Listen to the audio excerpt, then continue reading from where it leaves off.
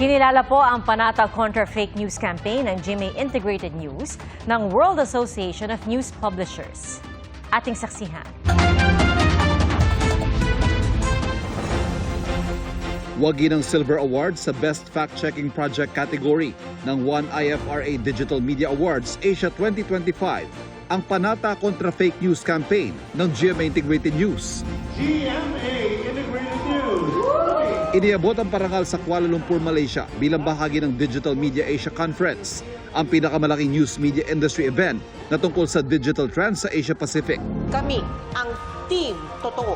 Bahagi ng panata kontra fake news campaign, hindi lang ang pagwawasto ng maling impormasyon, kundi ang pagpapaliwanag sa kung ano ang misinformation at disinformation. Paano ito ginagawa at anong epekto nito?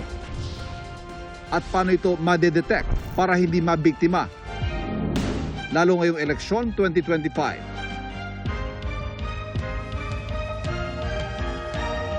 Kaysa sa kampanya ng GMA Integrated News, ang 59 na grupo mula sa pinakamalalaking media at academic institution sa bansa. Para sa GMA Integrated News, Ivan Mayrina, ang inyo, saksi.